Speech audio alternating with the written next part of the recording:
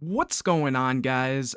I am back to rank more Xyz monsters in hat format. Last time I did a video like this, it was talking about what are the best rank 4 monsters in hat format, which, if you haven't checked out that video, I would highly suggest checking out that one, which I will have linked in the description, so you can pause this video and check that video out. Or if you've already seen that one, then hopefully you will enjoy this one as well. This time I'm going to be talking about rank 5s and rank 6s. I kind of combine them together simply because there's not a whole lot of rank 5s and 6s in general, and similar to the rank 4 video, I'm going to be going over the more generic options. So what I mean by that is not archetypal specific, but also the semi-generic ones. So for example, if it needs 2 spellcasters or 2 zombie monsters or something like that, that will be included in this list. And I just want to talk about what are the best options, whether you're playing a deck, for example, that plays artifacts that can easily make rank 5s, or playing one of the decks that can easily make rank 6s, just to talk about which ones you should be looking at first and which ones you should also be expecting if you're playing in hat format games and things. One other thing to note is don't pay attention to this Thunder Spark Dragon at the end here. That is a rank 4 that accidentally I clicked one of the buttons and it doesn't let me remove it. But the rest of these are rank 5s and rank 6s. And for the categories, I have A tier. These are the top of the top. After that, we have solid. These are the ones that if you have like 1 or 2 more spots open in your extra deck, maybe it's a consideration. I have okay that are, they're all right, but they're not the greatest. I have deck specific. These ones might be a little semi-generic and they're kind of hard to put into everything. Or, for example, a card that might be just a really good card, but it has, some sort of restriction to it. And then I have this kind of smiley or sad face right here, and that's just going to be the ones that simply aren't good enough, and you probably don't want to be playing them, or just in general they're so specific and there's probably a better option for them. But those are the rankings, and so let's actually get started. Starting out, we have Pleiades. Obviously artifacts are huge in the format. It's part of the acronym of hat, and Pleiades is an amazing card. I'm going to just straight up put it in A tier, being able to, during either player's turn, bounce a card on the field, whether that is, interrupting the opponent's plays or recycling your own, say, Call the Haunteds or resources, is extremely strong. Sure, it requires 2 level 5 lights, but, again, artifacts just make it way too easy to make. After that, we have the rank 6 Evelazar Solda.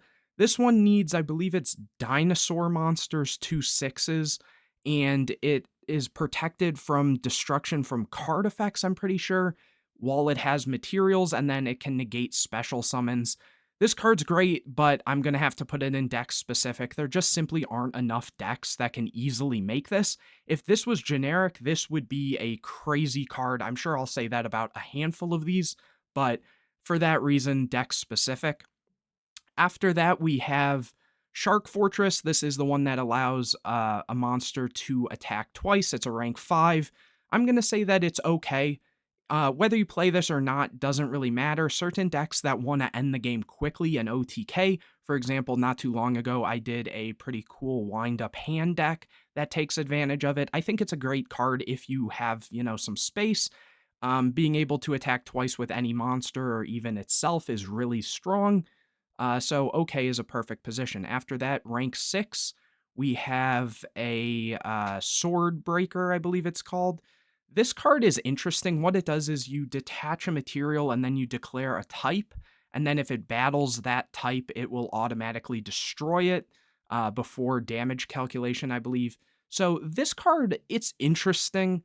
The reason I say that is because it's really good. It kind of reminds me of like the later past hat format rulings with things like Shadal Construct versus 101, where it would attempt to destroy the monster, but then it wouldn't for whatever reason, and then the attack would still go through. So in that situation, you basically potentially get 2 materials off of the 101. And so the reason I'm bringing that up is because this card would be good against something like 101 or against Bujins, because you could call like Beast Warrior attack them. And then if they had, say, a hair, they try to protect with the hair, so it would stop the effect that would destroy it. And then in most cases, I'm pretty sure the battle still goes through, so it would still destroy it, saying they don't have Crane or Honest or something like that. So I think the card is honestly okay, but being the fact, especially it's also generic, which is cool, I just think it's not a great card in hat format. There's very few situations where it would be considered good, so I think the card's cool, but simply just not great. After that, Cyber Dragon Nova. I think this card is pretty good. Like, it needs two machines, fives. And so that's not the hardest thing for some decks to make, though at the same time, it's like there's not that many outside of like the Cyber Dragon decks, or if you're playing something like DNA Surgery to switch everything to machine, which isn't like super unheard of. So I think it's okay. It doesn't get the benefit of bringing back Cyber Dragons if it's not in a deck that plays some sort of Cyber Dragons. But the fact that when it leaves your possession by opponent's card, battle card effect, etc., then you're able to summon a bigger thing from your extra deck, usually something like a Twin Cyber Dragon or the Barbaroid. I think that's like okay. It's kind of deck specific, but for this one, I'm going to put it in okay. It's not completely generic, but it's generic enough that it is a good card. I think if it was completely generic, I'd probably move it up higher, but for that reason, just okay. After that, we have Freezadon. This card, I don't even want to go over. It just makes so you can detach a material from it instead of another Xyz.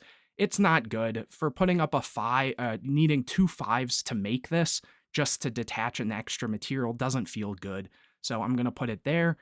After that, we have Force Focus. This is a rank 6, and during either player's turn, you're able to target a level 5 or higher effect monster and negate its effects until the end phase.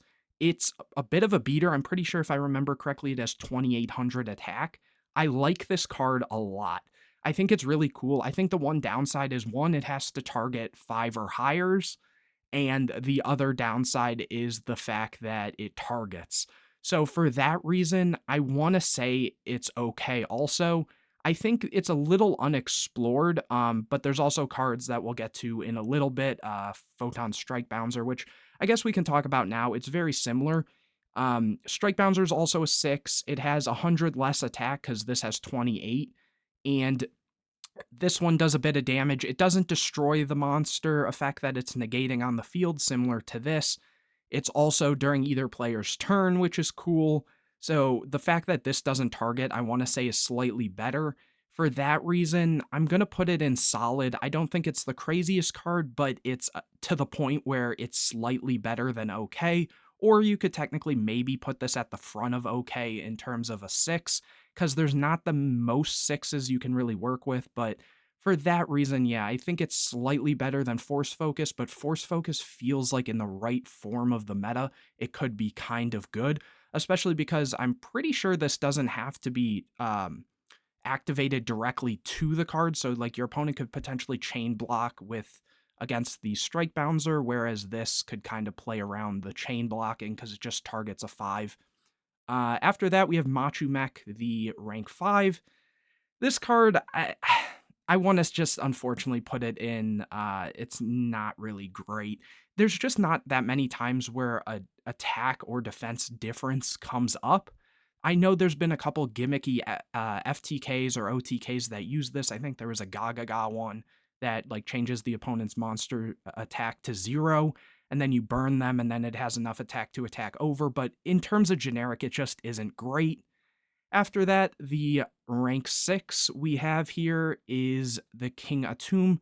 This card, it needs dragon monsters, and it just free specials a dragon from deck. There's no level restriction. The only thing is it makes the attack and defense 0, and then it can't. This monster can't attack for the turn. But there's cards like Gaia Dragon that you just stack on top of it. In terms of 6s, I want to say this one sees a lot of play. Despite having the bit of restriction, a lot of the Hieratic decks can take advantage of this. I had put out a video for Dragoonity that can play this. It's a very good card. I kind of want to put it in deck specific, because it sort of is. I guess I will put it here. I think though, if we're talking it like how often you'll see this, it would probably be closer to an A or solid, simply because enough decks play it that it is good. After that, we had the one of the prize cards during this time period. I think it was a few years prior, but it is Dvorak. Dvorak requires 3/6s to make. It mills cards from the opponent's deck to potentially pop cards up to the number of monsters, and for that reason, it's too much commitment for not enough payoff, and I'm going to put it in the sadly, it's just not a great card. Um, if it was 2/5s or 2/6s for this matter, it might be a little better, but milling cards from the opponent's deck isn't always the best, especially in the format with Soul Charge. So for that reason, I'm going to put it there. Next, we have M7, bouncing cards from the graveyard or hand, or field to the hand is great. Also, stacking on top of the Pleiades is really great. I think this card's great. If you can hard make it, it's even better. I think it's actually better in the decks where you hard make it than the decks where you're stacking on top, but it is always a good option. It also has 2700 attack, which is really good, especially against decks where like maybe you've used up all the Pleiades and then you need something to go over it and potentially the next turn get an additional Pleiades type effect. So very good card. Next, we have Naruto. This one needs 2 Spellcaster 6s, and it's a Spell and Trap Negate. I think this card is really good. I want to say, like, the problem is there's not a lot of decks that have level 6 Spellcaster specifically that can take advantage of it in hat format. And, like, for example, Spellbooks usually are applying, like, 7s and 2s. So that would have been the best option. Other than that, I can barely even think of anything that can really take advantage of this card. And for that reason specifically, I'm going to sadly put it in the bad category, though I think realistically, if you can find a deck that can play this, I'd probably move it somewhere to like the okay. Like this card isn't bad.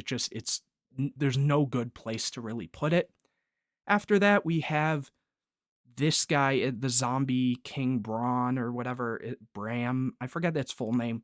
This card, it needs zombies, but some decks will play like Zombie World, for example, in siding, or some decks will even main Zombie World in artifact decks. It's very specific, but they can then make this. And this one gets to Monster Reborn, a monster from the opponent's graveyard, which is actually really good. And it also has like a revive effect. So I want to say that this card is actually in a deck that is playing Zombie World or can make this. I'm going to put it in the deck specific. But if this was, in a deck that plays it, I would probably put it in solid because that is a very strong effect. Reborning from the opponent's graveyard. So again, great card. It just, you have to be playing Zombie World specifically or it would be higher up. After that, Gauntlet Launcher. Gauntlet Launcher is okay. I believe its effect isn't once per turn. It's generic, needs 2 6s to pop monsters on the field. I think that effect is completely fine. It just, committing 2 6s to it and then hoping your opponent doesn't have an out to it. It's all right. I don't think it's the greatest card, but if you need another 6, it's a good option. After that, we have Exostag. This card I just don't think is great. It takes a card from the opponent's like monsters they control or the graveyard, equips it to it, and then it gains half the attack. It doesn't feel great. I think it's better than, say, Machu Mech here, but I don't think it's the greatest thing. You could argue, like, oh, you could play it in Insector or something. It also needs insects for that matter, and that's not the greatest thing. But even Insector, at least my build that I played, doesn't even play this card, and unfortunately, I just can't see it being that good. After that, we have Fairy Knight Ingwinar. I think that's how you say the last part of the name. This card, it needs 3 6s, but it's generic. It's not like 3 of a specific typing. And I'm actually going to put this in solid. If you can find a deck that can make this, this card is really, really good. Not many people know what it does. Again, it needs 3/6s, but what it does is it's basically like a Stellanite Triever. And what it does is you're able to detach 2 materials from it, I believe, and then bounce all other cards on the field to the hand, and when you do that, your opponent can't respond with card effects.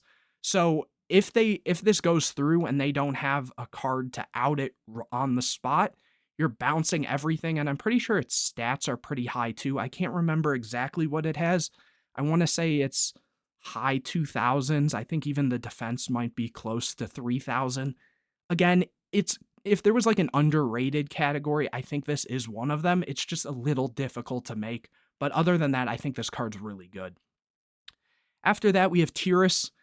Tyrus, I am going to throw in the A category. I think this card is kind of one of the first fives you should be looking at if you're playing artifacts. Being able to not be destroyed by card effects while it has materials, and then also being able to pop cards after it battles. It's a great card. It has pretty high stats too. I believe 2600 for a rank 5. Great card to play through back row and just a solid card overall. Not solid category, just a good card, I should say. After that, Exabeetle. Exabeetle's a little different from Exastag. It's a 6. It's generic, so it doesn't need insects. And also, it equips a card, and then you're able to send a equip to send an equip to send a card your opponent controls to the graveyard. So this card is really good at outing cards like Dracosack, because you can send the Dracosack, and then if they had tokens, you can overlay the Gaia Dragon on top of this and then swing into a token and do a lot of damage. This card is really, really good. I feel like it's a little underutilized, similar to the Ingwenarb, though this is easier to make, and for that reason, I do want to say it's a solid card. After that, we have, I forget what number monster this is, but it's like Splash something. Abyss Splash, I believe. And this one just doubles its attack, and then it makes any damage it does to the opponent like halved or something. Or maybe it makes so they can't take any other damage. Either way, there has been like 1 or 2 OTK decks for waters that have used this, but for the most part, it's not a great card. I'm gonna put it right down here. Unfortunately, again, it's just too specific, needing waters. And even then, like, there's not a whole lot of decks that fully take advantage of that. Next, we have Durendal. This one, I I don't know how I feel about it, but for that reason, I am gonna say that it's a solid card. I don't want to put it in A tier because there's a lot of times that I don't like this card, though the effect to reshuffle both players' hands and redraw can come up, and also the fact that when your opponent activates, I believe it's a normal spell, trap, or monster effect, you're able to make the effect become pop one of your back rows. So in a grind game situation, this card is really good, especially if you are playing artifacts and then, your opponent is forced to pop one of your artifacts. That's good. There's times where it's not great, but in a sense, it's almost like an Omni Negate almost. So I want to say it's an all right card for sure. And you should probably consider playing it if you have the space for it. After that, we have Crimson Shadow Armor Ninja.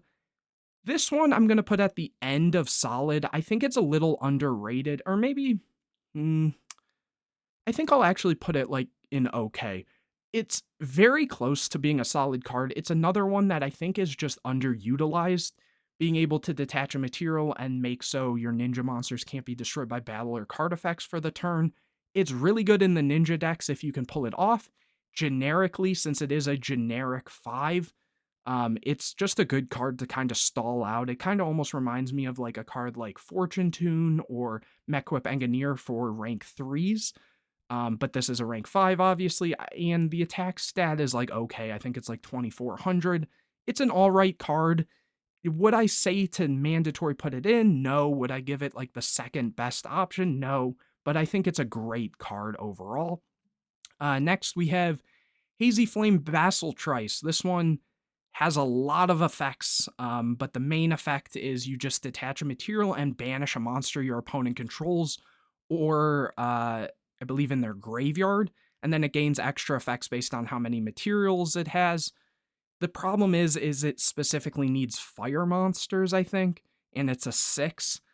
I'm gonna put it in deck specific. I'll put it kinda here. There's not a whole lot of decks that can really take advantage of it, though if this card was generic, this card would be absolutely absurd.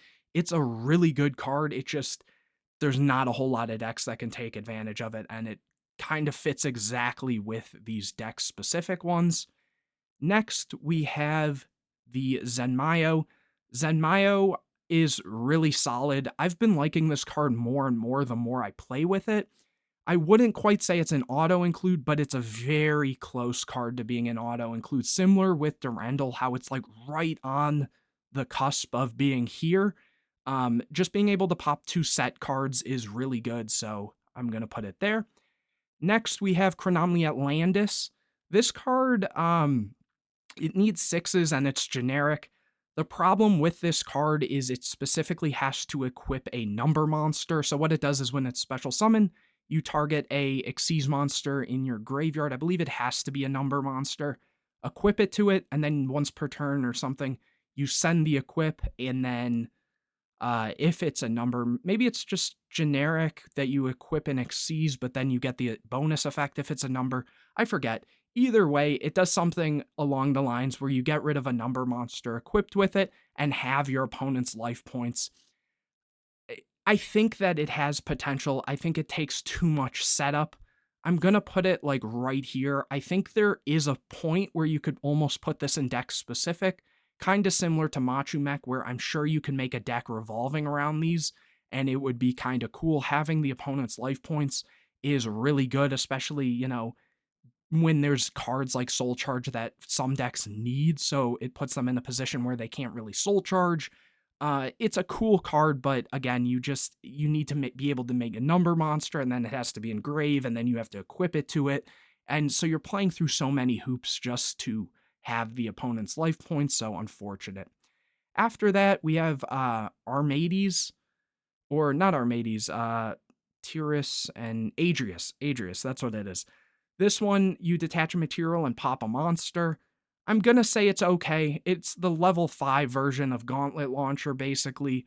The problem is you're taking 2 5s to make a card that just pops monsters. So, if you had, like, say, Moraltax are already popping your stuff. Sure, this one is, like, once you've already used the Moraltax, they're kind of just sitting there as bodies, but at that rate, I'd rather just make one of these or one of these. So I think this card is almost at the point where I want to say it's kind of out of date in hat format, though it's technically an option and it wouldn't be the worst thing if you really had extra spots, and for that reason, I'm going to put it there. Next, we have Shogi Rook.